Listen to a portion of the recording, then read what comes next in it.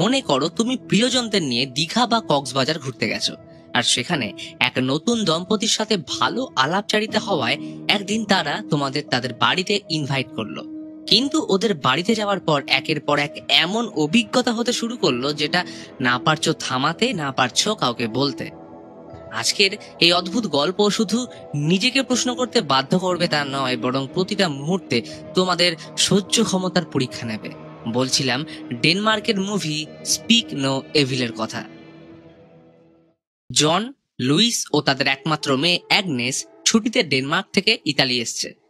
Swimming পুলে মজা করার সময় এক অচেনা লোক প্যাট্রিক তাদের থেকে এক্সট্রা চেয়ার চাইলে জন চেয়ারটা তাকে দিয়ে দেয়, যদিও বা ওটা অ্যাগনেসের ছিল। সন্ধ্যায় একসাথে ডিনার করার সময় প্যাট্রিক বন্ধুসুলভ আচরণ করে সবার সাথে নিজের পরিচিতি বানায় ও সবার সাথে সময়টা উপভোগ করে। রাতে জন লক্ষ্য করে প্যাট্রিক তাদের রুমের বাইরে থেকে দাঁড়িয়ে ওদেরকে দেখছে, কিন্তু পরক্ষণেই সরে যায়। সকালে ওরা ঘুরতে বেরোলে অ্যাগনেস ওর প্রিয় পুতুল নিনাসকে হারিয়ে ফেললে জন ওটা খুঁজতে যায়, হয়তো রাস্তায় কোথাও হারিয়ে ফেলেছে। এদিক ওদিক একটু খোঁজাখুঁজির পর পুতুলটা পেয়ে গেলে ফিরে আসলে দেখে প্যাট্রিক ওদের জয়েন করেছে। এই দম্পতি ইতালির উত্তর প্রান্ত থেকে স্ত্রী ক্যারিন ও ছেলে অ্যাবেলকে নিয়ে ঘুরতে এসছে। পরিচয় করার সময় অ্যাবেলকে চুপ থাকতে দেখা যায়। প্যাট্রিক বলে ও নতুন মানুষদের ভয় পায়, তাই বেশি কথা বলে না। এদের পরিচয় জমে উঠলে একসাথে লাঞ্চ করতে যায়। টেবিলে খাবার আসলে অ্যাবেল এমন ভাবেই খেতে শুরু করে যেন সে বহু দিন কিছু খায়নি। প্যাট্রিক পেশায় ডাক্তার ও ক্যারিন হাউসওয়াইফ। তার খোশ মেজাজি স্বভাবের জন্য দুই পরিবারের ভালো বন্ধুত্ব হয়ে যায়। এরপর কেটে যায় কয়েক মাস। একদিন গরমের ছুটিতে জনদের প্যাট্রিক তাদের বাড়ি টাস্কানিতে এক সপ্তাহের জন্য ইনভাইট করে। যেহেতু লুইস বলেছিল সে কোলাহল থেকে দূর নির্জন জায়গায় ঘুরতে পছন্দ করে, তাই যাওয়ার প্রস্তাবে রাজি হয়ে যায়। অবশেষে বেরিয়ে পড়লো গাড়ি নিয়ে। 8 ঘন্টা লম্বা ড্রাইভ করে গন্তব্যে পৌঁছলে প্যাট্রিক সপরিবারে স্বাগত জানায়। জঙ্গলের ভিতর সুন্দর জায়গায় ওদের বাড়ি। পরিবেশ এমনই যে একবার দেখলেই ভালো লেগে যায়। তবে বাড়িটা ছোট ও কনজাস্টেড হওয়ার কারণে বাকিদের থাকার ব্যবস্থা করে অ্যাগনেসের জন্য ওরা অ্যাবেলের ঘরে ছোট্ট বেড করে দেয়। রাতে প্যাট্রিক নিজের হাতে গ্রিলড চিকেন বানায়। লুইস ভেজিটেরিয়ান হওয়া সত্ত্বেও প্যাট্রিক তাকে প্রথম বাইট অফার করে। বলতে গেলে নাছোড়বান্দা। অনেকবার দোনোমনো করলেও লুইস অবশেষে টেস্ট করতে বাধ্য হয়। খাবারের পর জন উচ্ছিষ্টগুলো ফেলতে গেলে অ্যাবেলকে একাই দাঁড়িয়ে থাকতে দেখে। বাচ্চাটা কিছু যেন বলতে চায়। জনের দিকে চেয়ে হাঁ করতে চমকে উঠল, কারণ অ্যাবেলের জিভ নেই। কিন্তু কিছু বলার আগেই প্যাট্রিক অ্যাবেলকে ডাকলে ঘুমোতে চলে যায়। এই ব্যাপারে প্যাট্রিককে জিজ্ঞেস করলে জানায় অ্যাবেলের ছোট থেকে কনজেনিটাল অ্যাগ্লোসিয়া রোগে আক্রান্ত। এই রোগের কারণে কখনো জিভ তৈরি হয় না বা হলেও ছোট অবস্থায় থাকে। পরের দিন ওরা পাশের একটা জায়গায় ঘুরতে যায়, যেখানে স্লিপিং রাইডে অ্যাবেল জেদের বসে নিচে বসেছিল। অ্যাগনেস এমনকি লুইস ওকে সরতে বললেও সরে না, তাই প্যাট্রিক রুড ভাবে ওর ঘাট ধরে সরিয়ে দিলে এরা দুজনেই অবাক হয়ে যায়। ব্যাপারটা অস্বস্তিজনক লাগলে বাড়ি এসে লুইস ফিরে যাওয়ার কথা তোলে, তবে বেশি কিছু বলার আগেই ক্যারিন চলে আসলে চেপে যায়। ক্যারিন ওদের নিয়ে আজ রেস্টুরেন্টে ডিনার করতে যাবে। রাতে সবাই রেডি হয়ে বেরোনোর সময় হঠাৎ প্যাট্রিক একজন বেবি সিটার মুহাজিদকে ডেকে নেয়, কারণ ওরা বাচ্চাদের ছাড়াই রেস্টুরেন্ট যাবে। লুইসের বিষয়টা অদ্ভুত লাগলেও সম্মানের খাতিরে চেপে যায়।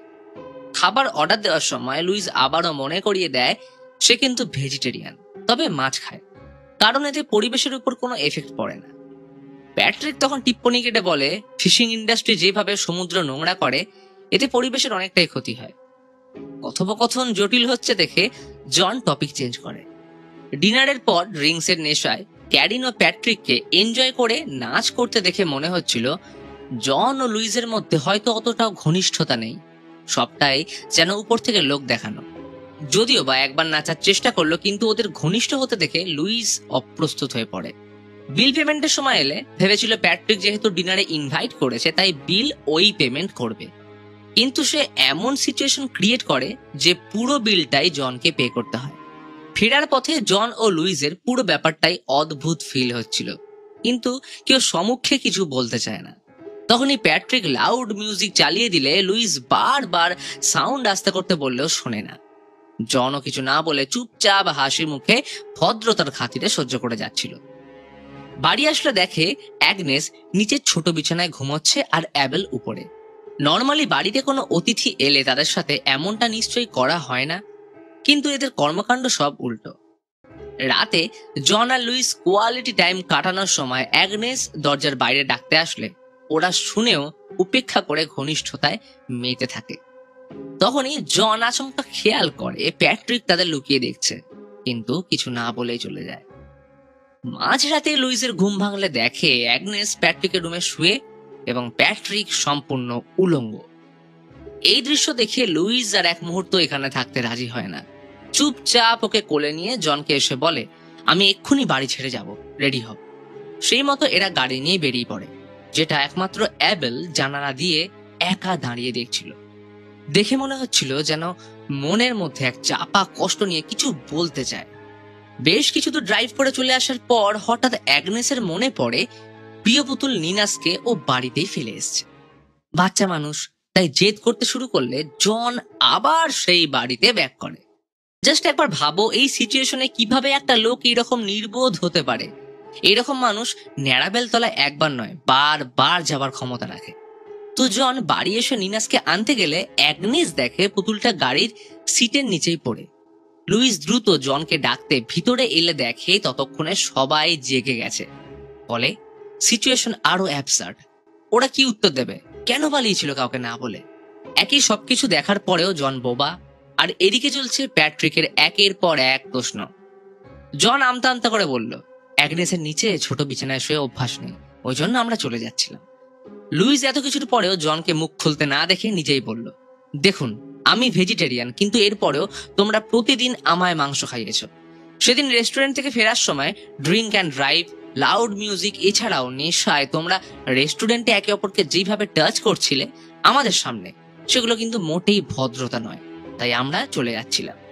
সব শোনার পর ক্যারিন বলে, আমরা তোমাদের সাথে নিজের লোকের মতো মিশে ভুলেই গেছিলাম যে তুমি ভেজিটেরিয়ান। যদি একবার বলতে তোমার জন্য আলাদা খাবার বানাতে, তাহলে নিশ্চয়ই করে দিতাম, কিন্তু তুমি বলনি। আর আমাদের বাড়ি তোমাদের মতো অত বড় নয়, জায়গাটাও কম, তাই আমাদের পক্ষে প্রত্যেকের জন্য আলাদা কিং সাইজ বেড দেওয়া সম্ভব ছিল না। অ্যাগনেসকে অ্যাবেলের রুমে শুতে দেওয়া হয় যাতে অ্যাবেল ওর সাথে ভালো করে মিশতে পারে, কারণ ওর তেমন বন্ধু নেই। সাথে ওর কথা বলতে না পারার প্রবলেম তো রয়েইছে।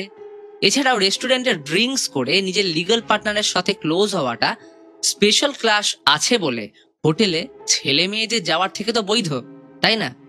এই প্রত্যুত্তর শুনে লুইস জোর গলায় বলল, রাতে প্যাট্রিক আমার মেয়েকে নিয়ে আপত্তিজনক অবস্থায় শুয়েছিল, এটা কি ধরনের অসভ্যতা? ক্যারিন পাল্টা বলে, অ্যাগনেস তোমাদের বারবার ডাকছিল আর তোমরা তখন একে অপরের সাথে ঘনিষ্ঠ ছিলে। তখন কি একবারও মাতৃত্ববোধ জেগে উঠলো না যে দেখি মেয়েটা কি হলো, কেন কাঁদছে? জন আর লুইসের কাছে এইসবে কোনো উত্তর না থাকায় বলল, দেখো যেটা হয়ে গেছে সেটা নিশ্চয়ই ঠিক করা যাবে না। তোমরা চাইলে ইচ্ছে মতো চলে যেতে পারো, কিন্তু হলফ করে বলতে পারি আজকের দিনটা যদি তোমরা থেকে যাও তাহলে খুবই ভালো হয়। অবশেষে এরা ভদ্রতার খাতিরে থাকতে রাজি হয়ে যায়।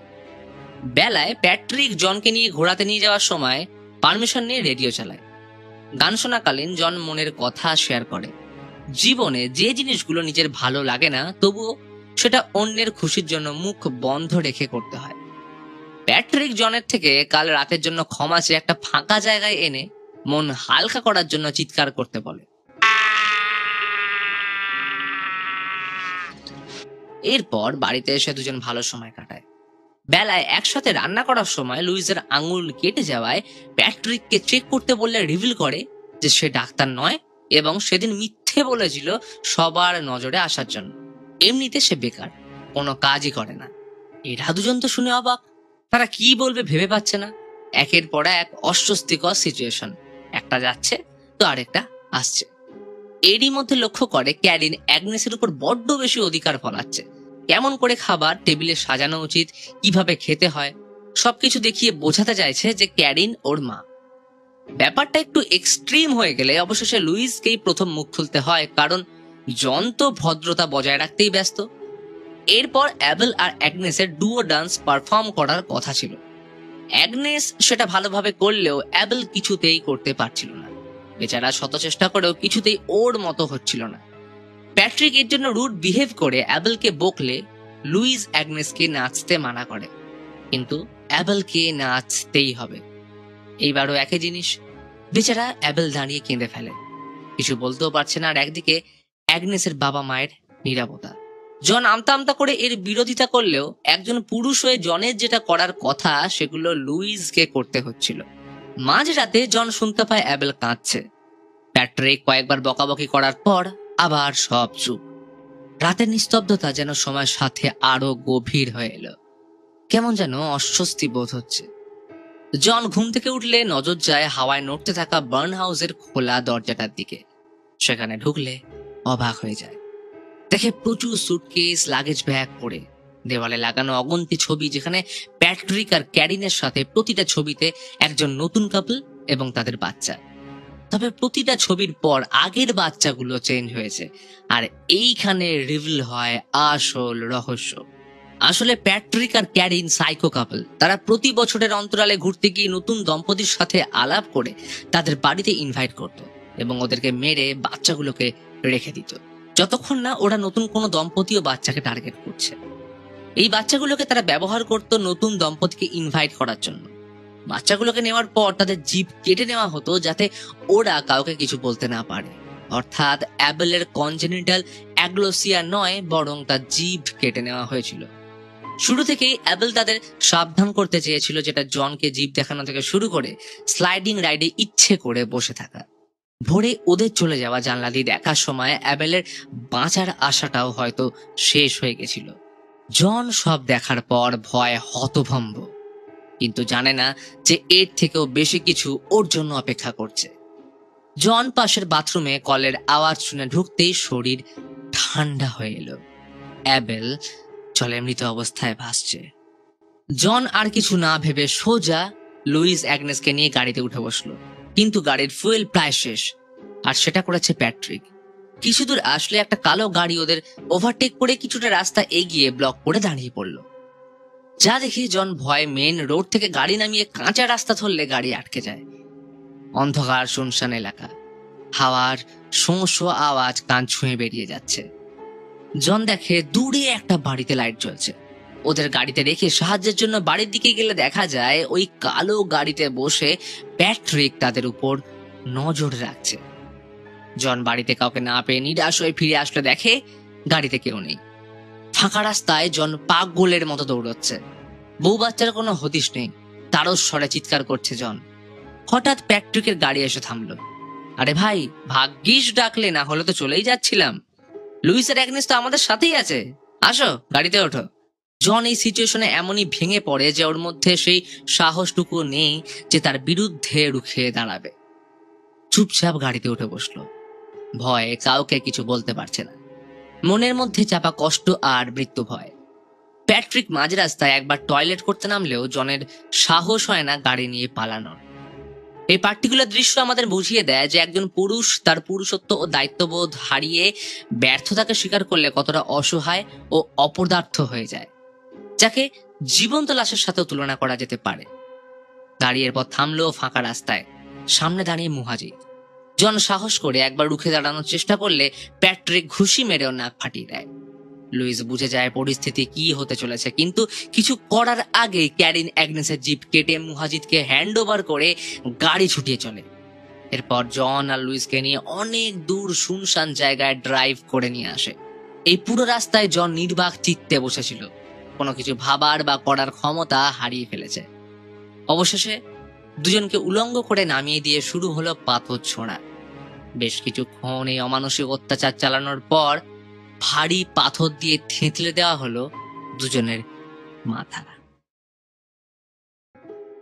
প্যাট্রিক আর ক্যারিন অ্যাগনেসকে নিয়ে সামার ভ্যাকেশনে ঘুরতে এসছে। চলছে একের পর এক মজা আর নতুন মানুষদের সাথে আলাপন, সাথে নজর খুঁজে চলেছে তাদের নতুন শিকার। গল্পের সম্পূর্ণ ফোকাস এই দুই দম্পতির মধ্যে রাখা হলেও গল্পের আসল চরিত্র ছিল কিন্তু অ্যাবেল, যে মুখ বুঝে সব সহ্য করার পরেও শেষ অবধি তাদের বাঁচানোর চেষ্টা করে নিজেকে স্বাধীন করার স্বপ্ন দেখেছিল। কিন্তু ভাগ্যের পরিহাসে সেটা চিরতরে শেষ হয়ে যায়। সমাজ ও পরিবারের জন্য একটি পুরুষের দৃঢ় পুরুষত্ব অত্যন্ত প্রয়োজনীয়। একটি পুরুষের শক্তির, সাহস এবং দক্ষতা নতুন পরিবর্তন ও উন্নতিকে নিশ্চিত করে তুলতে সক্ষম। একজন প্রকৃত পুরুষ তার পরিবারের সুখ, শান্তি এবং সম্মানকে নিশ্চিত করে, যা নতুন প্রজন্মের প্রতি উৎসাহের প্রেরণা।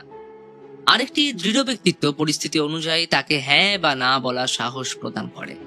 মনে রাখবে, শরীর চর্চা করে পেশিবহুল হলেই তাকে পুরুষ বলে না, বরং বুকে সাহস রেখে সমাজ ও পরিবারের প্রতি অন্যায় অবিচারের বিরুদ্ধে রুখে দাঁড়ানোই আসল পুরুষত্বের প্রতীক। তো ভিডিওটা ভালো লাগলে অবশ্যই লাইক করে বন্ধুদের মধ্যে শেয়ার করে দিন, আর এই রকম ভিডিও আরো দেখতে হলে সাবস্ক্রাইব করে আমাদের পাশে থাকুন।